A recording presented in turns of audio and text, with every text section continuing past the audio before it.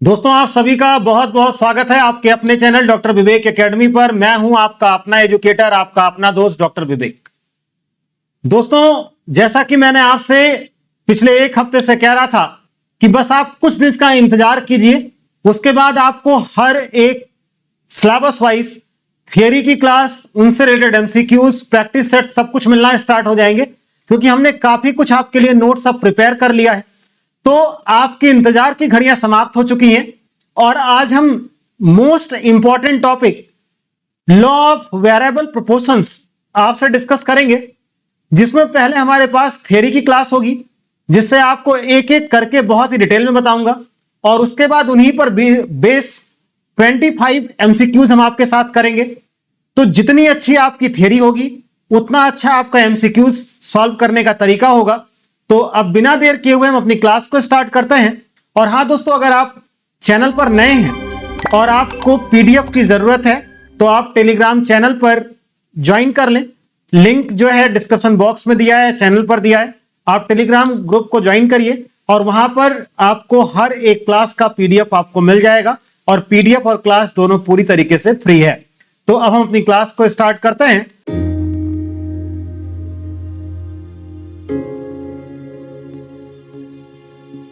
और हमारी टॉपिक है लॉ ऑफ वेरिएबल प्रोपोर्शंस, परिवर्तनशील अनुपातों का नियम। देखिए पहली बात तो इसके कई सारे नाम आप समझ लें। Law of variable proportions, law of diminishing returns, diminishing marginal returns, law of non proportional output, short run production function, या वेरिएबल प्रोपोर्शन टाइप, और जो है अल्पकालीन उत्पादन फलन, रिटर्न्स टू अ फैक्टर। देखिए नाम तो बहुत सारे हैं, बट सबसे इंपॉर्टेंट नाम जो इसमें है वो लॉ ऑफ वेरिएबल प्रोपोर्शंस का है, यानी परिवर्तनशील अनुपातों का नियम। और एक इंपॉर्टेंट बात समझिएगा, ये आपका शॉर्ट रन प्रोडक्शन फंक्शंस है, यानी अल्पकालीन उत्पादन फलन जिसे आप समझते हैं। इस टॉपिक में आप आगे बढ़ें उसके पहले शॉर्ट रन का एक बार मतलब आप यहां फिर से समझ लें कि शॉर्ट रन आखिरकार हम कहते किसे हैं, यानी होती क्या चीज है। देखिए हमारे पास जो है वो यहां पर दो चीजें हैं, दो टाइम है हमारे पास। एक आपका लॉन्ग टाइम होता है और एक शॉर्ट टाइम होता है। यानी एक ऐसा टाइम जिसमें आप अपने सारे फैक्टर्स ऑफ प्रोडक्शन को ना बदल पाइए, वो आपका शॉर्ट रन बोला जाता है। तो शॉर्ट रन में कुछ फैक्टर आपके फिक्स्ड होते हैं और कुछ फैक्टर जो हैं वो आपके वेरिएबल होते हैं। बात को समझिएगा, यानी एक ऐसा टाइम जिसमें हम अपने उत्पत्ति के सारे साधनों को ना बदल पाएं, मतलब कुछ चीजें बदल ले जाएं और कुछ चीजें ना बदल पाएं, उस चीज को हम लोग शॉर्ट रन के नाम से जानते हैं। हमने आपको प्रीवियस के वीडियो में जब आपको लॉन्ग रन और शॉर्ट रन डिटेल में बताया था तो उसमें यह भी समझाया था कि किसी भी ड्यूरेशन को हम ये नहीं कह सकते कौन सा लॉन्ग रन है और कौन सा शॉर्ट रन है। रीजन है, हो सकता है आप एक आम का पेड़ लगाइए और 3 साल में आपको आम का फल मिलने लगे, तो वो आपके लिए लॉन्ग टर्म का टाइम कहलाएगा। ठीक उसी तरीके से अगर आप हर साल की बात करें, दवा का अच्छे से छिड़काव कर दें, पानी दे दें, सब कुछ सही कर दें, तो आपको हर साल करीब 10 से 11 महीने बाद फिर आपको उसी पेड़ पर आम मिलना शुरू हो जाएगा। तो वो जो है, तो यहां पर बात होती है लॉन्ग रन और शॉर्ट रन की। तो एक बात आप समझिएगा, एक ऐसा टाइम जिसमें आप सब कुछ बदल ले जाइए वो लॉन्ग रन है, जिसमें सब कुछ ना बदल पाइए वो शॉर्ट रन है। आप इसको ऐसे समझिएगा, जहां पर कुछ फैक्टर्स ऑफ प्रोडक्शन फिक्स्ड होते हैं और कुछ वेरिएबल होते हैं, उसे हम शॉर्ट रन कहते हैं। एग्जांपल समझिएगा, जैसे मान लीजिए आपके पास कोई लैंड का एक एरिया है और आप प्रोडक्शन को बढ़ाना चाहते हैं, तो आप बहुत जल्दी लैंड यानी भूमि को नहीं बढ़ा सकते, लेकिन आप लेबर को बढ़ा करके प्रोडक्शन को बढ़ा सकते हैं। तो सीधा मतलब आप समझना, शॉर्ट रन प्रोडक्शन फंक्शन का मतलब जहां पर कुछ फैक्टर फिक्स्ड होंगे और कुछ फैक्टर वेरिएबल होंगे। अब कह रहे हैं लॉ ऑफ वेरिएबल प्रोपोर्शंस, परिवर्तनशील अनुपातों का नियम। इसका मतलब आप समझिएगा, जैसे मान लीजिए आपके पास 1 एकड़ यानी 1 बीघे की आपके पास जमीन है, आपको इसी जमीन पर खेती करनी है और अपने उत्पादन को बढ़ाना है। तो आप लेबर को बढ़ा सकते हैं, लैंड को नहीं बढ़ा सकते क्योंकि शॉर्ट रन का टाइम आपके पास है। अब मान लीजिए आपने लेबर को पहले 1 लगाया, 1 यूनिट, फिर 2, फिर 3, फिर 4। अब आप एक चीज देखना, इस 1 बीघे जमीन पर अभी तक 1 लेबर काम करता था, अब 1 बीघे जमीन पर 2 लेबर काम करेंगे, यहां पर 3 काम करेंगे और यहां पर 4 काम करेंगे। मेरे बात को आप समझने की कोशिश कीजिएगा। लॉ ऑफ वेरिएबल प्रोपोर्शंस कह रहा है, मतलब इन दोनों के बीच का जो प्रोपोर्शन है, इन दोनों के बीच का जो अनुपात है वो बदल रहा है। तो 1 पर 1 है, 1 पे 2 है, 1 पे 3, 1 पे 4, ऐसे 1 पे 5, 6, 7, जहां तक आप बढ़ा पाओ आप बढ़ा सकते हो। तो आप एक चीज देख सकते हैं, इन दोनों के बीच यानी फिक्स्ड फैक्टर और वेरिएबल फैक्टर के बीच जो अनुपात है, जो प्रोपोर्शंस है, वो अनुपात बदल रहा है, इसीलिए इसका नाम रखा गया लॉ ऑफ वेरिएबल प्रोपोर्शंस।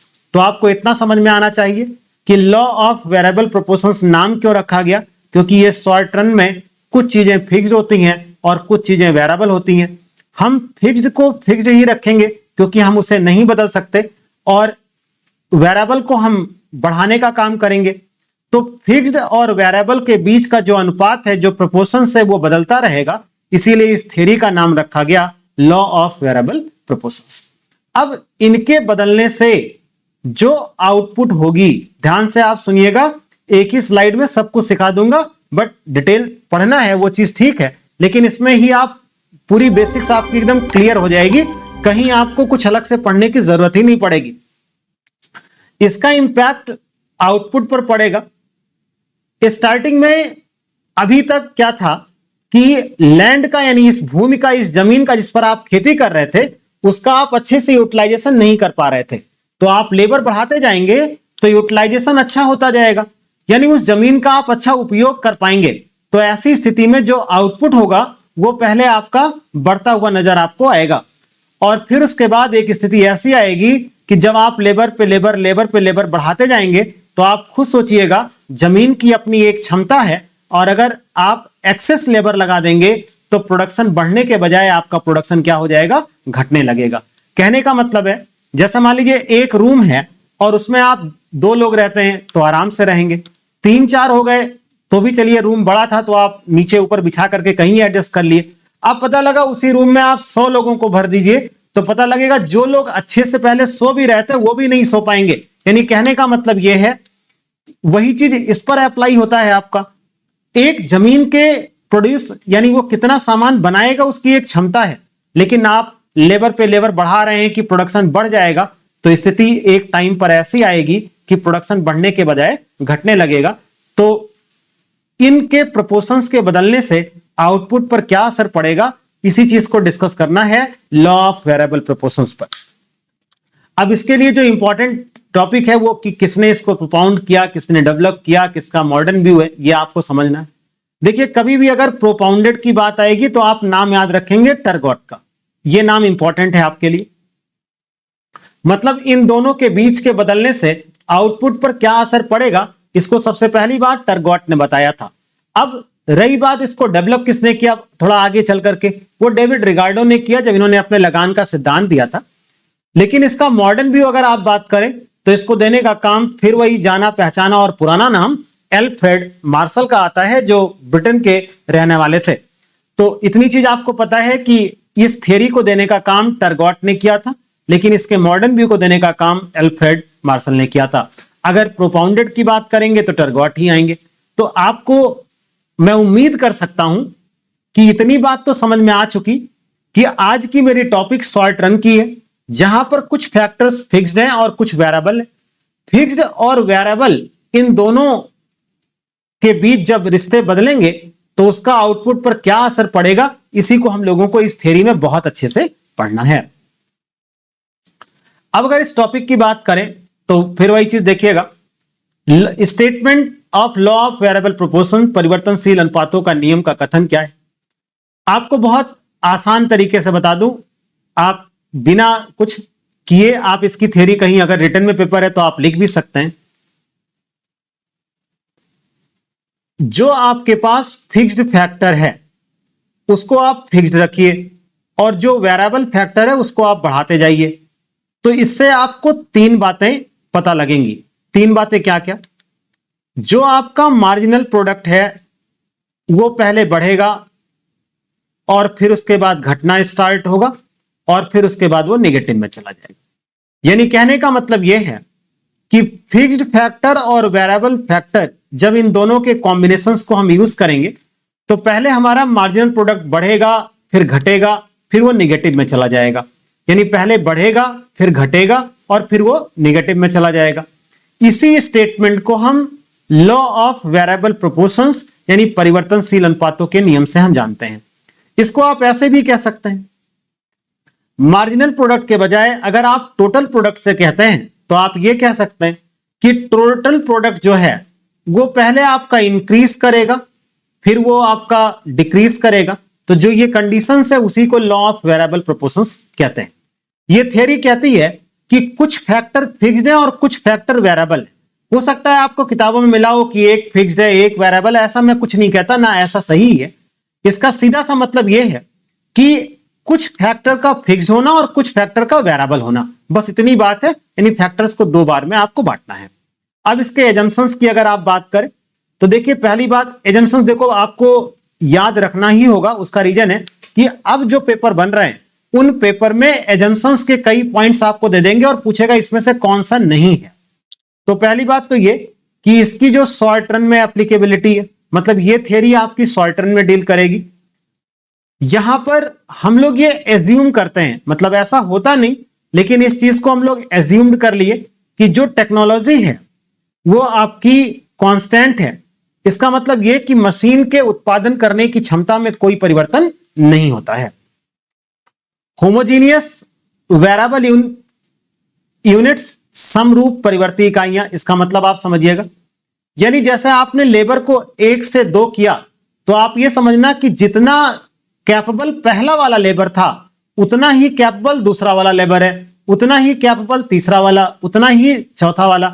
मतलब लेबर के काम करने, उनके नॉलेज, उनके डेडिकेशन, उनमें कहीं कोई अंतर नहीं है। और एक सबसे इंपॉर्टेंट बात समझिएगा और वह है इम्परफेक्ट सब्स्टिट्यूट, अपूर्ण स्थानापन्न। कहने का मतलब लेबर जमीन की जगह नहीं ले सकता और जमीन लेबर की जगह नहीं ले सकता। यानी लैंड और लेबर एक साथ यूज किए जा सकते हैं, लेकिन अगर हम ये कहें कि केवल लेबर ही प्रोडक्शन कर देगा तो असंभव है, और अगर हम ये कहें केवल लैंड से ही प्रोडक्शन हो जाएगा तो यह भी असंभव है। मतलब दोनों को परफेक्ट सब्स्टिट्यूट की तरीके से आप उनको यूज नहीं कर सकते, यानी ये इम्परफेक्ट सब्स्टिट्यूट है।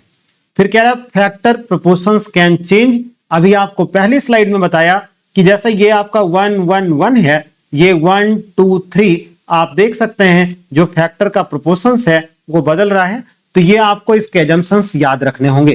क्लास आपको अच्छी लग रही हो तो क्लास को आप लाइक करें, चैनल को सब्सक्राइब करें अगर आप नए हैं, और दोस्तों को शेयर करें।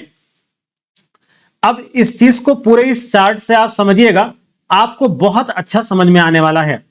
देखिए हमने लिखा units of fixed factor, units of variable factor, और फिर उसके बाद यहां पर आपको दिया है total product, marginal product, average product और स्टेज दिए हैं।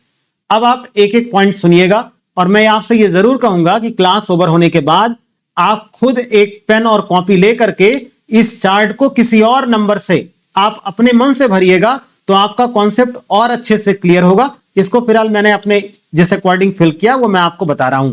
यहां देखिएगा, ये आपका फिक्स्ड फैक्टर 1 1 1 था, हमने इसमें वेरिएबल फैक्टर 1 से 7 तक लिखा है। आपका मन आप 1 से 5 पे खत्म कर देना, आप 8 9 10 पे ले जाइएगा, बट आप बनाइएगा जरूर, मैं ये आपसे कहूंगा।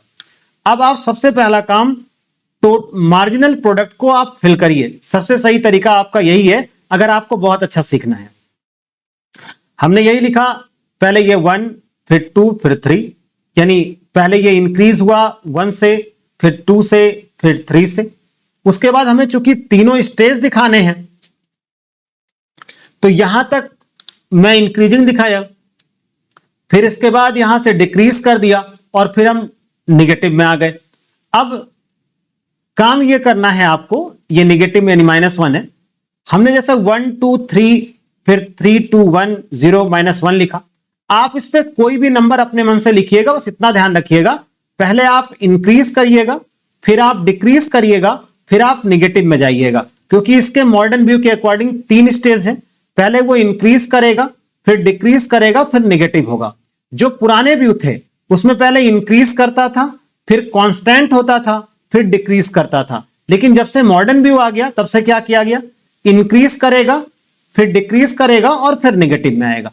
अगर आपने मार्जिनल प्रोडक्ट फिल कर लिया अपने मन से, तो आपके लिए फिर इन दोनों को फिल करना बेहद आसान है। कैसे, देखिए, पहले ये आपका 1 हो गया इसके अकॉर्डिंग, फिर ये जो 3 आया है ये 1 + 2 आया है, फिर आपके पास आप 3 पर थे ही, 3 और प्लस ये 3 आप ऐड कर दे 6 आ गया, फिर 6 में आप 2 को ऐड करिए ये 8 आ गया, फिर आप 8 में 1 को ऐड करिए ये 9, फिर आप 9 में 0 को ऐड करिए तो 9 हो गया, और फिर 9 से माइनस करिए 1 को तो ये आपका 8 हो गया।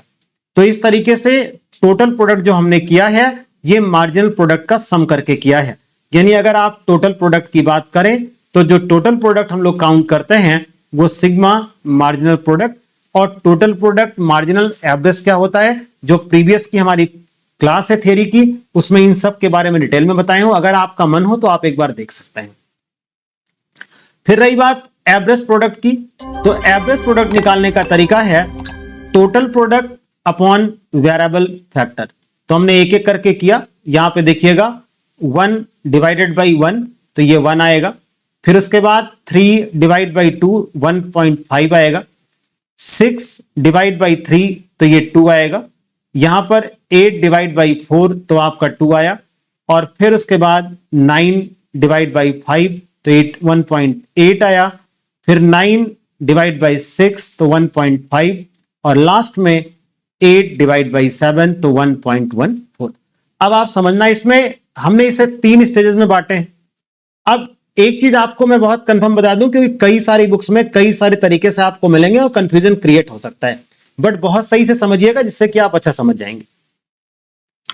जहां पर एवरेज प्रोडक्ट और मार्जिनल प्रोडक्ट ये दोनों एक दूसरे के इक्वल होते हैं, वहां पर पहला स्टेज आपका खत्म हो जाता है।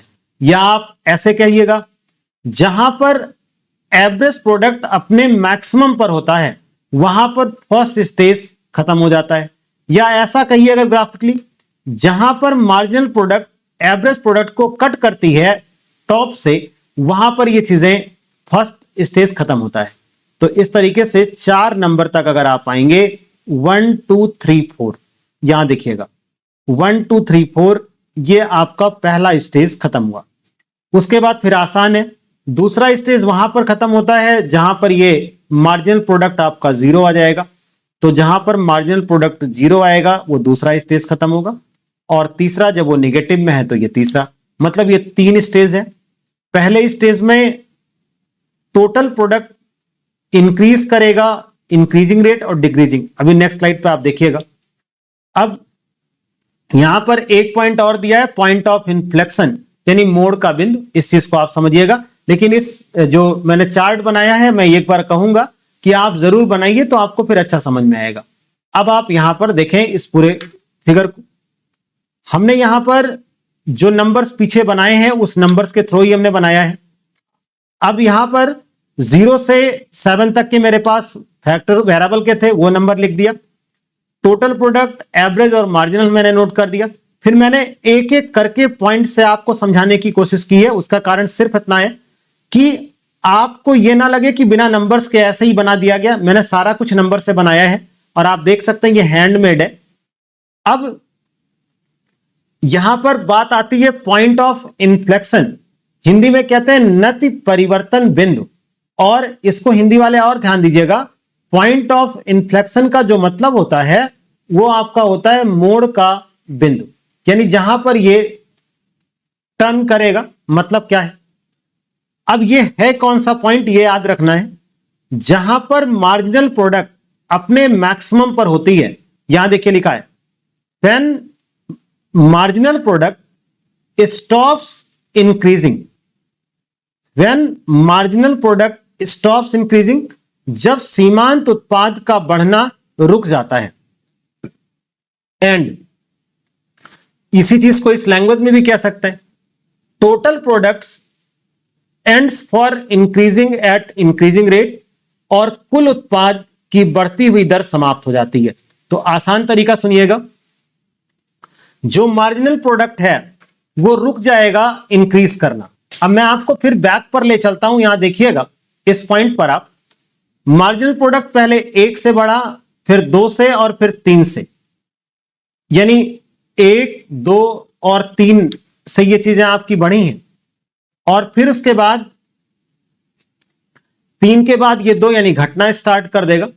तो ये जो पॉइंट आपका है 3 वाला, ये यहां पर इस पॉइंट को हम बोलते हैं, यानी इस वाले पॉइंट को बोला जाएगा पॉइंट ऑफ इन्फ्लेक्शन। तो सीधा मतलब ऐसे याद रखें आप, मार्जिनल प्रोडक्ट जहां पर बढ़ना बंद हो जाता है, मतलब ये 3 तक बढ़ेगा, उसके बाद 3 से घट के 2 हो जा रहा है, तो यही वो पॉइंट है जिसे हम पॉइंट ऑफ इन्फ्लेक्शन के नाम से जानते हैं। अब आप लॉ ऑफ वेरिएबल प्रोपोर्शंस के इस डायग्राम को बहुत ही डिटेल में समझेंगे, जिसमें पॉइंट ऑफ इन्फ्लेक्शन क्या है, कॉनकेव, कॉन्वेक्स, ये सारी चीजें। देखिए ये जो मैंने ग्राफ यहां पर ड्रॉ किया है, ये जो पीछे भी आपने चार्ट देखा है, उस चार्ट के थ्रू ही हमने बनाया है। आप कोई भी नंबर अपनी कॉपी पे नोट करिएगा और फिर आप चार्ट बनाइएगा, तो इससे आपका कॉन्सेप्ट बहुत ही अच्छे से क्लियर हो जाएगा कि कहां पर कौन सा स्टेज एंड होता है, कौन से स्टेज की बिगनिंग होती है, कहां पर एपी, एमपी, टीपी में क्या सा रिलेशनशिप होगा, ये सब कुछ आप सीख जाएंगे। फिलहाल मैं आपको समझा रहा हूं, आप ध्यान से सुनिएगा। देखिएगा इस पॉइंट पर अगर आप बात करें, यहां पे लिखा है पॉइंट ऑफ इन्फ्लेक्शन, नति परिवर्तन बिंदु। इसको जो नॉर्मल आपको मिलेगा, हिंदी में ध्यान दीजिएगा, इसको बोलते हैं मोड़ का बिंदु। तो पॉइंट ऑफ इन्फ्लेक्शन है क्या? कह रहा है व्हेन एमपी स्टॉप इंक्रीजिंग, यानी मार्जिनल प्रोडक्ट जो है वो इंक्रीज करना बंद हो जाता है, and TP ends for increasing at increasing rate. हम इसी के डायग्राम को के लिए नंबर्स आपको बताते हैं, आप समझिएगा अच्छे से। जैसे मान लीजिए ये मार्जिनल प्रोडक्ट आपको दिया है, तो जो नंबर मैंने लिया था वो 1, 2, 3 का लिया था।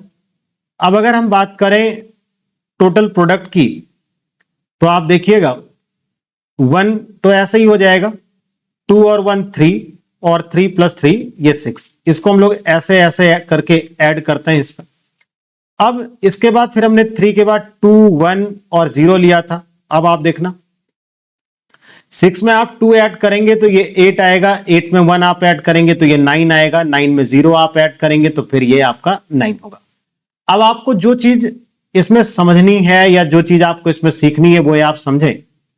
मार्जिनल प्रोडक्ट ये आपका लिखा है, टोटल लिखा है।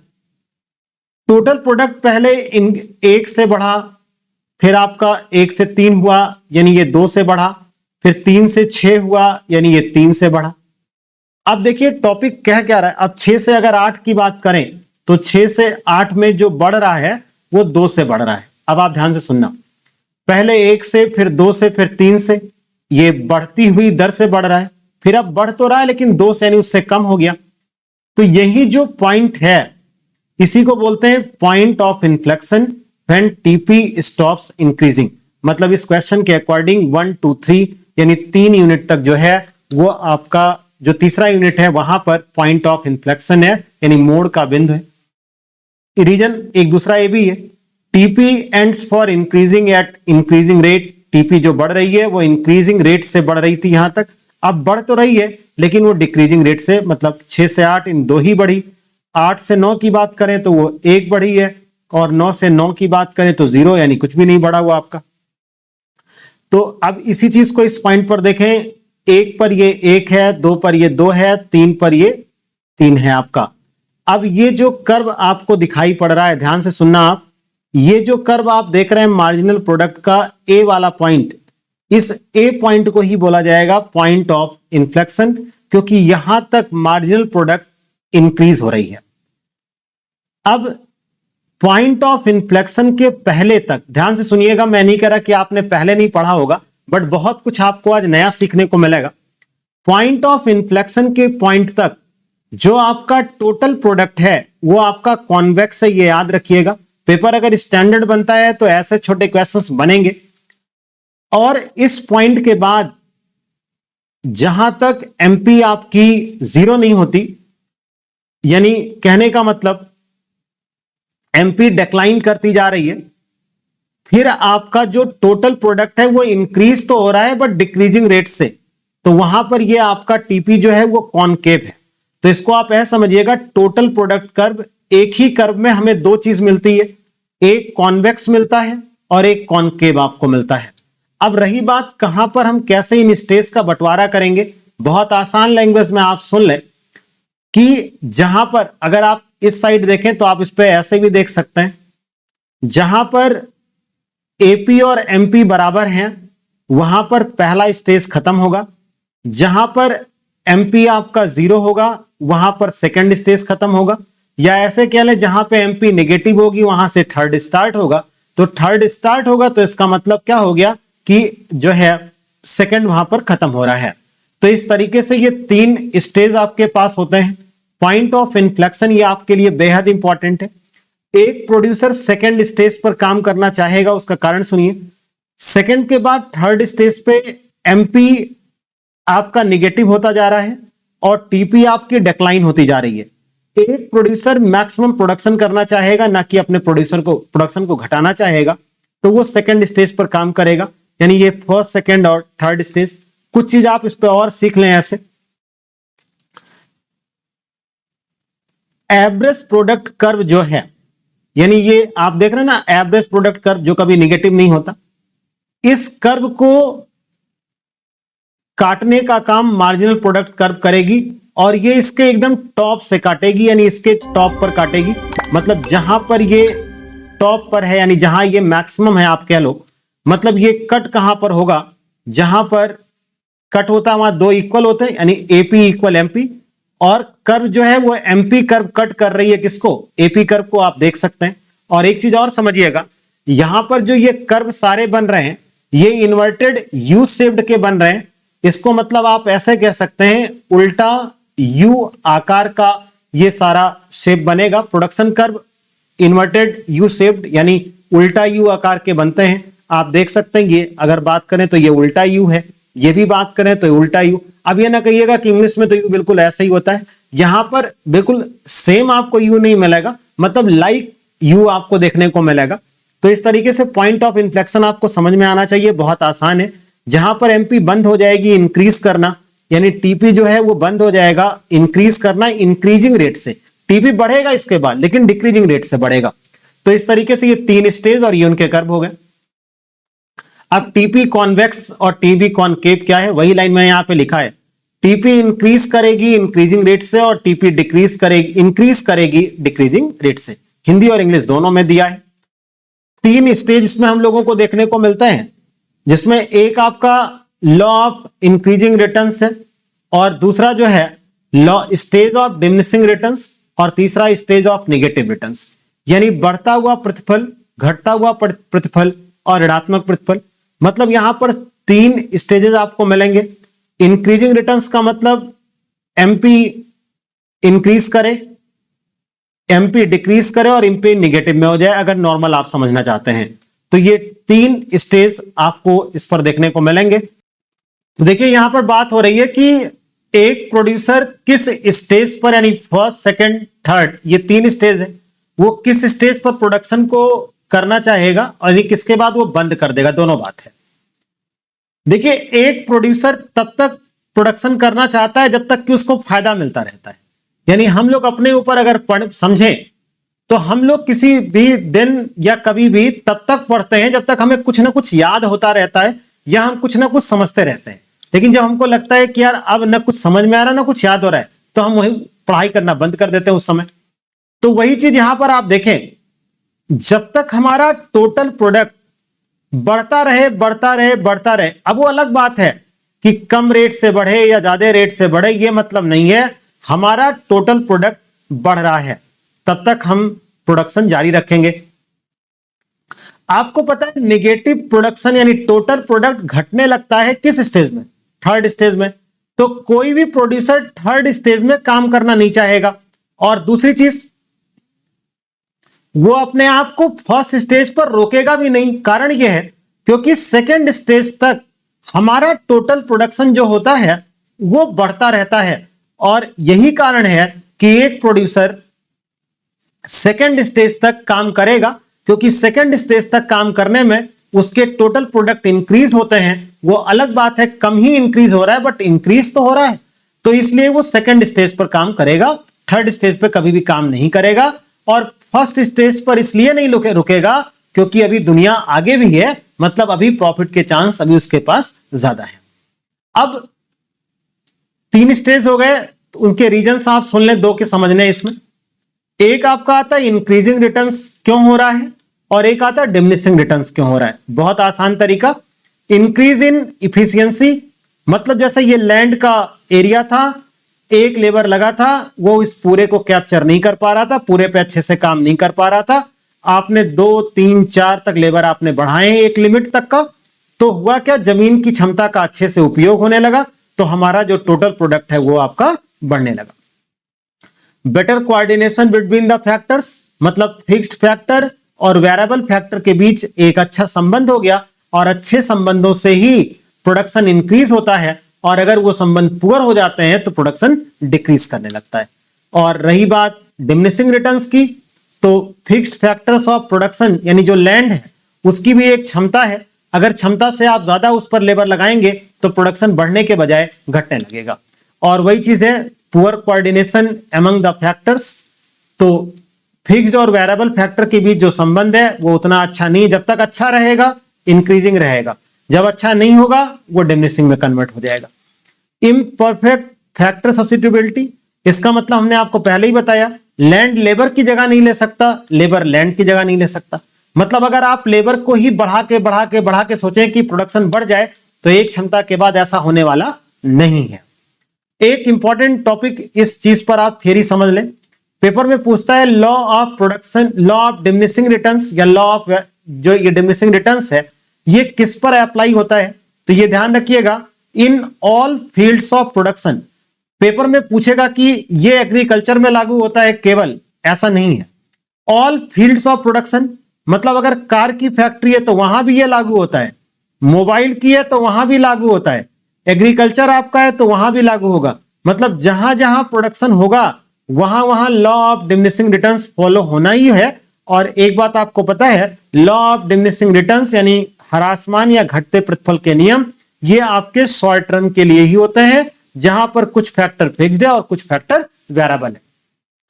तो मैं उम्मीद करता हूं ये थियरी की क्लास आपको अच्छे से समझ में आई होगी। अब इन्हीं पर बेस हम 25 एमसीक्यूज करेंगे, जिससे कि आपका कॉन्सेप्ट एकदम अच्छे से क्लियर हो जाए। तो चलिए हमारा पहला क्वेश्चन है, law of variable proportion is applicable in which time period. अब देखिए, अगर आपने थियरी पढ़ी है तो आपको 1% का डाउट नहीं होगा। तो लॉ ऑफ वेरिएबल प्रोपोर्शंस ये आपका शॉर्ट रन का है, यानी बी ऑप्शन करेक्ट होगा, यानी एक ऐसा टाइम जहां पर कुछ फैक्टर फिक्स होते हैं और कुछ फैक्टर वेरिएबल होते हैं। Law of variable proportions is also known as law of returns to scale, law of equimarginal utility, law of demand, law of diminishing returns। तो इसका बी ऑप्शन आपका सही है, इसका दूसरा नाम लॉ ऑफ डिमिनिशिंग रिटर्न्स है। Who first gave the law of variable proportion? देखिए, अगर इसमें नाम टर्गॉट का होता, क्योंकि यहां पे फर्स्ट की बात कह रहा था, बट टर्गॉट का नेम है ही नहीं, तो एडम स्मिथ इसके थे नहीं, रॉबिन्स थे नहीं, डेवलप करने का काम रिकार्डो ने किया था, यह सच है, यह मैं मानता हूं। लेकिन लॉ ऑफ वेरिएबल प्रोपोर्शंस के जो 3 स्टेज आपने पढ़े, इंक्रीजिंग, डिक्रीजिंग और निगेटिव, वो अल्फ्रेड मार्शल ने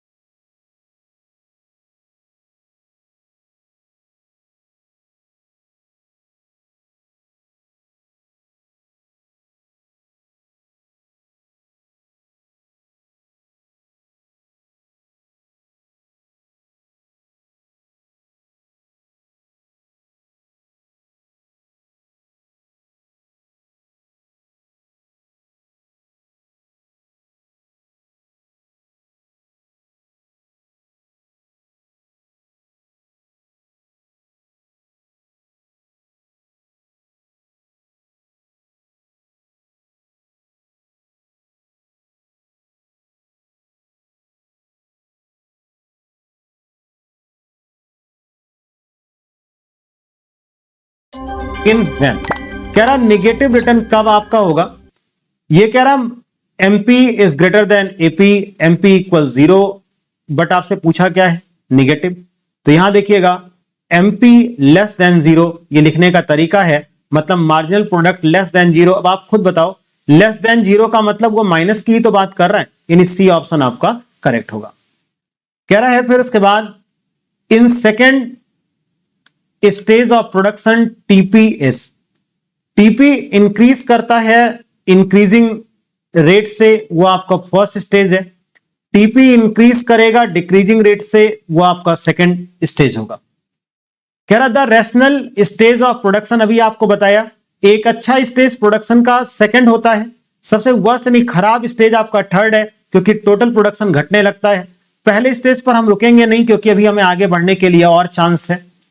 व्हेन एपी इज राइजिंग, कह रहा जब एपी राइज करेगा एमपी क्या होगा, आप कर्व पे देख सकते हैं, पीछे आप स्लाइड पे जाकर के देखिएगा।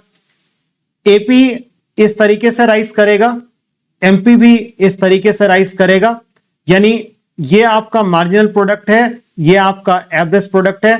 तो आप देखिए ग्रेटर कौन है, वो मार्जिनल प्रोडक्ट उसका ग्रेटर है। इसका आप कर्व से और टेबल से दोनों से खुद से ड्रॉ करिएगा, तो आप यकीन मानिएगा आपको टॉपिक बहुत अच्छे समझ में आ जाएगी।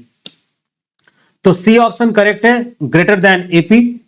फिर कह रहा the law of variable proportion applies only when all factors are fixed, all factors are variable, one factor is fixed and other, one variable and other fixed. तो सी ऑप्शन करेक्ट आपका होगा। कह रहा है when the point when TP is maximum, कह रहा है जहां पर टीपी मैक्सिमम होगी वहां पर एमपी क्या होगा, वहां पर एमपी 0 होगा। इसके बहुत सारे पॉइंट्स आपने देखे हैं, हमने आपको एमयू और टीयू यानी जिन लोगों ने यूटिलिटी देखा वहां भी देखा कि जहां ये 0 है वहां ये मैक्सिमम होता है, या जहां ये मैक्सिमम वहां ये 0। तो इस पर बहुत ज्यादा कुछ बताने की जरूरत नहीं है। कह रहा in stage first both AP and MP क्या करेंगे, तो पहले स्टेज में दोनों ही ये लोग जो है राइज करते हैं और फिर फॉल करते हैं। तो जो पहले राइज करेंगे इसलिए इसमें जो है सॉरी इसमें आपका बी पॉइंट यानी राइजिंग आएगा। अगर लिखा होता राइजिंग देन फॉलिंग तो भी आपका सही होता। In third stage total product, third stage में टोटल प्रोडक्ट क्या होगा, आपको पता है थर्ड स्टेज में एमपी आपकी नेगेटिव होती है और एमपी के नेगेटिव होने से टोटल प्रोडक्ट भी घटने लगता है, यानी ये आपका डिक्लाइन कर जाएगा। फिर देखिएगा कह रहा है which stage is considered irrational for a producer to operate, किस अवस्था में उत्पादक के लिए कार्य करना अव्यवहारिक है। आपको समझिएगा, आप केवल बुक लेके बैठते रहें और आपको समझ में ना आए तो इससे अच्छा है कि आप बुक को बंद करके उठ जाइए, क्योंकि जब आपको कुछ समझ में नहीं आ रहा तो आप ना कोई अदर काम कर पा रहे हैं और ना पढ़ ही पा रहे हैं। तो ये थर्ड स्टेज बिल्कुल वैसा ही है। तो थर्ड स्टेज में काम करना अच्छा नहीं माना जाता, तो ये आपका थर्ड स्टेज होगा। अब एक चीज में देखिए डी ऑप्शन आपको दिया है फर्स्ट एंड थर्ड। अब देखिए which stage is considered irrational for a producer to produce, तो यहां पर आपका मोस्ट एप्रोप्रिएट डी होगा। लेकिन मान लीजिए अगर पेपर में आपको डी की जगह पर नन ऑफ द एबव मिल जाता, तब आप सी ऑप्शन टिक करते। देखिए ना पहले स्टेज में रुकना अच्छा है, क्योंकि अभी मंजिलें और भी हैं, रास्ते और भी हैं, इसलिए वहां ठहर जाना अच्छा नहीं है। थर्ड स्टेज तक जाने की जरूरत नहीं है, क्योंकि आपने जितनी दूरी तय की पता लग रहा है कि आप उसमें भी पीछे होते जा रहे हैं, पीछे होते जा रहे हैं। तो केवल सेकंड स्टेज इनका अच्छा होता है। कह रहा marginal product is greater than average product, सीमांत उत्पाद औसत उत्पाद से अधिक है, तो क्या होगा, AP is rising, AP is falling, AP is constant और टीपी इज नेगेटिव। तो देखो यार इसमें क्या पूछ रहा है, मार्जिनल प्रोडक्ट अधिक है किससे, एवरेज प्रोडक्ट से, तो क्या बनेगा। अब मान लीजिए आपको इस तरीके से पेपर में नहीं समझ में आ रहा, मैं एक बार के लिए आपसे बात कर सकता हूं। खैर डायरेक्ट अगर आप देखें ऐसी सिचुएशन में कह रहा है एपी के साथ क्या होगा, एपी राइज करेगा कि एपी फॉल करेगा कि एपी कांस्टेंट होगा, ये तीन चीज पूछा है। देखिए यहां पर एवरेज प्रोडक्ट जो है वो आपका राइज करता हुआ आपको दिखेगा। कैसे, मैं आपको इस पर दिखा दूं। यहां पर मार्जिनल प्रोडक्ट आप लिखिए, एवरेज प्रोडक्ट लिखिए और टोटल प्रोडक्ट लिखिए, कहीं कोई दिक्कत नहीं, जिससे कि आप खुद से अच्छा समझ सकें। यहां पर आप 2-3 स्टेज बना दें, जैसे 1 2 3 फिर 2 1 0, आप ऐसे बनाइए। इनका आप टोटल कर दें, ये 1 2 और 1 3 3 3 6 6 2 8 8 1 9 और ये 9 हो जाएगा क्योंकि 0 ऐड होगा। अब आप इसको डिवाइड करिए, 1 divide by 1 equal 1, 3 divide by 2 1.5, 6 divide by 2 नहीं 6 डिवाइड बाई 3 ये आपका 2, 8 डिवाइड बाई 4 तो ये आपका 2, अब 9 डिवाइड बाई 5 तो 1.8। अब देखो क्या क्या रहा है, आप यहां देखिएगा मार्जिनल प्रोडक्ट जो है वो ज्यादा है, तो मार्जिनल प्रोडक्ट ज्यादा है यहां 3 तक देखिएगा, किससे? एवरेज प्रोडक्ट से, क्योंकि ये यहां पर 2 ही है। तो ऐसी स्थिति में एमपी ऐसे होगा, एपी राइज करेगा बट एमपी से नीचे रहेगा। ये आपका एमपी है, ये आपका एपी है। तो देखो जब आप ऐसे कॉन्सेप्ट करके निकलेंगे अच्छे से, तो आप यकीन मानिएगा आपका सिलेक्शन श्योर है, और जब आप रट करके काम करेंगे तो फिर दिक्कत होती है। Law of variable proportions is based on, law of variable proportions किस पर बेस है? आपको पता है जितने भी ये प्रोडक्शन की थ्योरी है टेक्निकल रिलेशन की बात करता है, जिसको डिसाइड करने का काम एक इकोनॉमिक्स का ना होकर के एक इंजीनियर का होता है। तो लॉ ऑफ वेरिएबल प्रोपोर्शंस जो बीच है, बेस है, वो technical relation between input and output, यानी ए ऑप्शन आपका करेक्ट होगा। Stage 1 is known as, stage 1 आपका इंक्रीजिंग रिटर्न्स का है, ऐसे इसी पर 3 क्वेश्चंस हमने बेस कर दिए। Stage 2 is also called, stage 2 किस नाम से जानते हैं? लॉ ऑफ रेशनैलिटी और stage of maximum, TP, stage of loss. ये 4 पॉइंट आपसे पूछा है। कह रहा द्वितीय अवस्था को किस नाम से जानते हैं? तो स्टेज ऑफ रेशनैलिटी, यानी तर्क संगत अवस्था है, मतलब सबसे अच्छा जो स्टेज है वो 2nd स्टेज तक काम करना होता है। स्टेज 3 इज कॉल्ड, ये निगेटिव रिटर्न्स का होता है, ये आपको पता है। फिर उसके बाद कह रहा the shape of TP under law of variable proportions, ये सबसे इंपॉर्टेंट, यानी इसको आप मोस्ट इंपॉर्टेंट एमसीक्यूज कह सकते हैं अपने पेपर के लिए। एक बात आप समझना, जितने भी प्रोडक्शन के कर्व बनते हैं नॉर्मली ये आपके जो है इनवर्स यू शेप्ड, मतलब कॉस्ट कर्व, अभी आगे चैप्टर आएगा तो पढ़ाऊंगा, कॉस्ट कर्व लगभग यू शेप्ड के बनते हैं, लेकिन प्रोडक्शन वाले कर्व इसके ठीक अपोजिट होते हैं, यानी ये इस तरीके से, यानी इन्वर्टेड यू शेप्ड बनेगा, यानी उल्टा यू का आकार का होगा। तो बी ऑप्शन, ये क्वेश्चन बहुत ही इंपॉर्टेंट है आपके लिए। The point of maximum efficiency for a particular for a producer lies in, कह रहा पॉइंट ऑफ मैक्सिमम इफिशियंसी, मतलब मैक्सिमम इफिशियंसी तब होती है जहां पर हमारा टीपी जो है वो मैक्सिमम तक हम पहुंचते हैं, वही मैक्सिमम इफिशियंसी है। ये आपका स्टेज 2 होगा। और लास्ट क्वेश्चन कह रहा है the law of variable proportions is not valid when, पहला फैक्टर्स आर होमोजीनियस, ये आपने थ्योरी पढ़ी थी, ये सही है। One factor is fixed, other is variable, production in short run. यहां देखिए क्या लिखा है, टेक्नोलॉजी चेंजेस, प्रौद्योगिकी बदल जाती है, और आपको थ्योरी बताई गई है कि जो टेक्नोलॉजी है उसको हम ये एज्यूम करते हैं कि वो कांस्टेंट है। उसका रीजन है, क्यों कांस्टेंट मानते हैं? क्योंकि हम वेरिएबल फैक्टर्स के प्रभाव को देखना चाहते हैं, इसीलिए हम टेक्नोलॉजी को कांस्टेंट मानते हैं। तो देखिए आपको आज की क्लास में लॉ ऑफ वेरिएबल प्रोपोर्शंस की पूरी थ्योरी बहुत ही अच्छे तरीके से बताया, उस पर बेस्ड 25 क्वेश्चंस आपको बताए। मैं एक चीज आपसे रिक्वेस्ट करता हूं, हमेशा यही बात कहता हूं, हर क्लास में अपने एक बात कहता हूं कि अगर आपको क्लास अच्छी लगे तो आप लाइक करें, और आप कमेंट सेक्शन में कुछ ना कुछ कमेंट तो जरूर किया करिए, क्योंकि आपके कमेंट्स मुझे मोटिवेट करते हैं, एप्रिसिएट करते हैं। हमें आपके जो कमेंट्स हैं उनसे मुझे बहुत सजेशंस मिलता है, बहुत कुछ सीखने को मिलता है कि नेक्स्ट वीडियो में मैं और क्या इंप्रूव करके आपके लिए लेकर आऊं।